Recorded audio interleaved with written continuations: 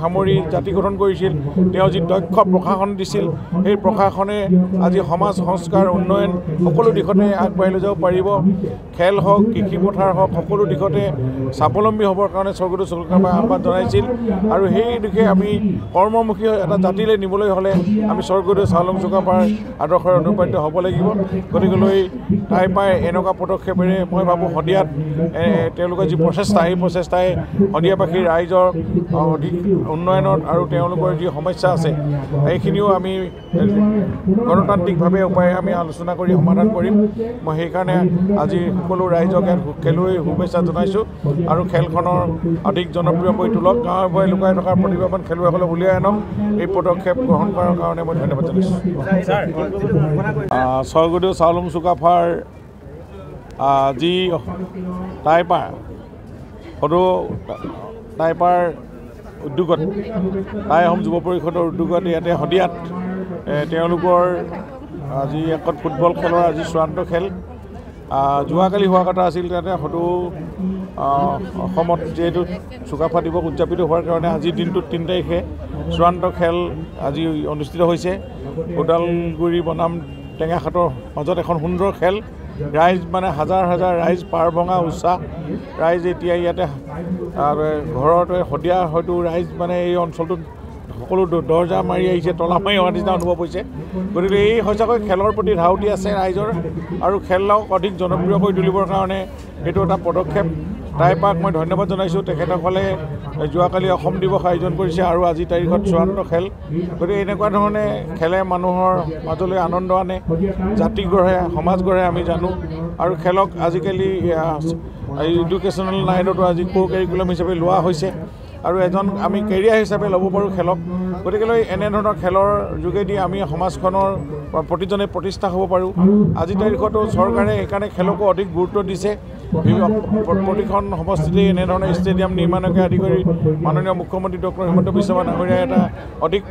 গুৰুত্ব সহকাৰে খেলক লৈছে গতিকে মই টাইপাৰক মই ধন্যবাদ জনাইছোঁ আৰু স্বৰ্গদেউ চাওলুং চুকাফাৰ নামত এইটো কাপ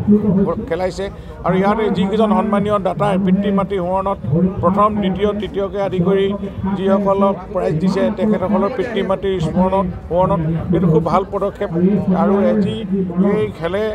অধিক জনপ্ৰিয়তা লাভ কৰি সমাজখন গঢ়ি উঠক আমি তাকে কামনা কৰোঁ আৰু লগতে স্বৰ্গদেউ চাওলুং চুকাফাৰ যি আদৰ্শ সমাজ গঢ়াৰ যি আদৰ্শ জাতি গঢ়াৰ যি আদৰ্শ সেই আদৰ্শৰ আজিৰ তাৰিখত আমি বাস্তৱত ৰূপায়ণ কৰিবলৈ হ'লে প্ৰতিজনেই এজন এজন চুকাফা হ'ব লাগিব টাই আহোম যুৱ পৰিষদ অসম টাইপা শদিয়া মহকুমা সমিতিৰ উদ্যোগত আৰু চাওলুং চুকাফা বহুমুখী কল্যাণ সমিতিৰ সৌজন্যত আজি ৪ৰ্থ বাৰ্ষিক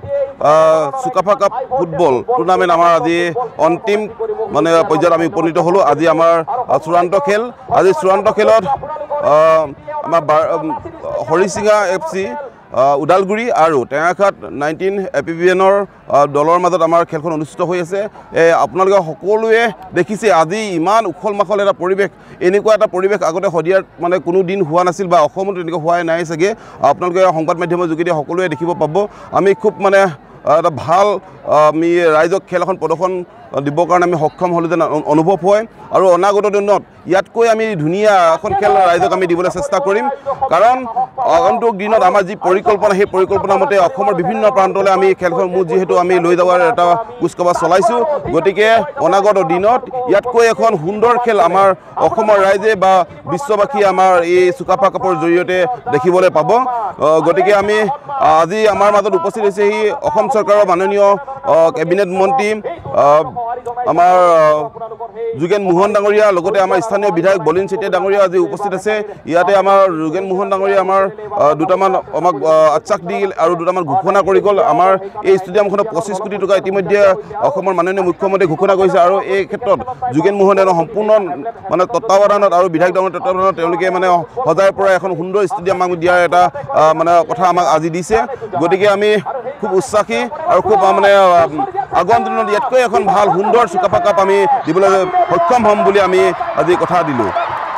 ধন্যবাদ। যিকোনো খবৰৰ বাবে যোগাযোগ কৰক 7099017330 লগতে 7099017110 নম্বৰত।